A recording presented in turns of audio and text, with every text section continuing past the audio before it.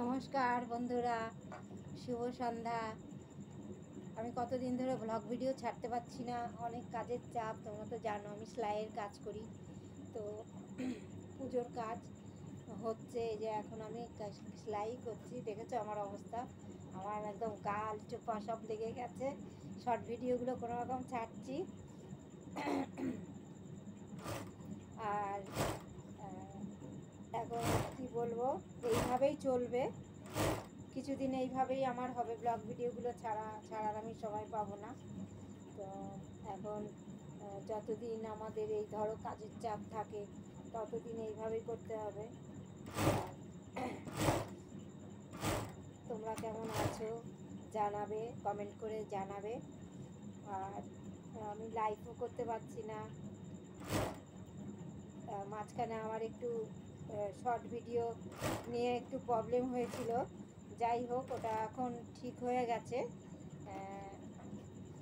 ওটা যে মেসেজে যেটা ছিল, সেই আমাদের ইউটিউব প্ল্যাটফর্ম আমাদের ওটা ওরকম হলে তারা ওরকম মানে ওটা ঠিক হয়ে যায়, পরে কিছুদিন টাইম নেয়, তার মধ্যে ওটা আবার ঠিক হয়ে যায়।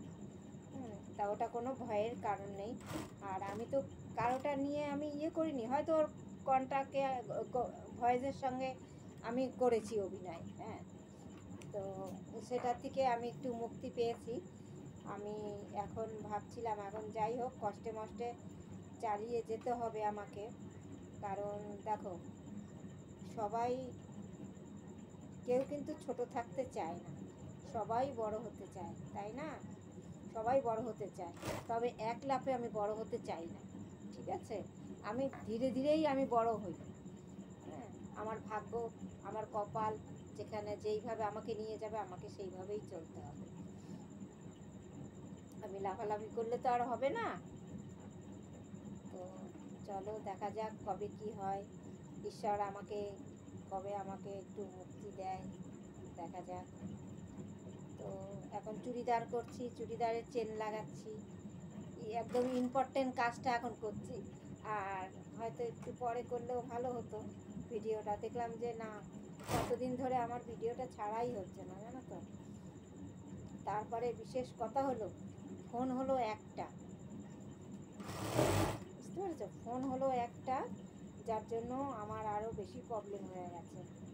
এবারে দেখা যাক, ইচ্ছা আছে পুজোর পর একটা ফোন কেনার। এখন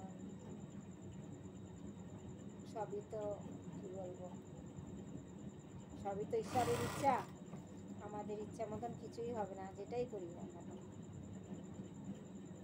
ভালো কাজটা একটু দেরি করেই হয়।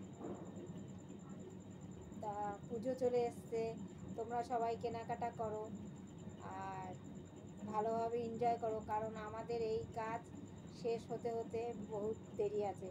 সেই লক্ষ্মী পুজোর পরে আমাদের এই কাজটা একটু কমবে, তার মধ্যে আর আমাদের কোনো কিছু ঘোরাফেরা কোনো কিছুই নেই। আমার একটু ঠান্ডা লেগেছে, ঠান্ডার ধাত আছে, একটু ঠান্ডা লেগেছে। শরীরটাও মাঝে খুব খারাপ হয়েছিল। তো বন্ধুরা, এই যে আমার চেনটা লাগানো হয়ে গেছে, এই দেখো চেনটা লাগানো হয়ে গেছে, এটা ব্যাক সাইড। তো তোমরা সকলে ভালো থেকো, হ্যাঁ, আর কি বলবো, নিজেদের খেয়াল রেখে সবাই আনন্দ ফুর্তি করো, যেন কোনো বিপদ না আসে। সবাই খুশি থাকো, নতুন নতুন জামা কাপড় পরে ঘুরে বেড়াও। আমারও আছে নতুন কেনা, কিনিনি কিছুই, অত তো কেনা যায় না, তো নতুন আছে আমাদের কিছু কিছু জিনিস, সেগুলিই আমরা পরবো, সেগুলি পরেই যদি যাই একদিন ঘুরতে যাব। তো চলো বন্ধুরা, বাই, টাটা।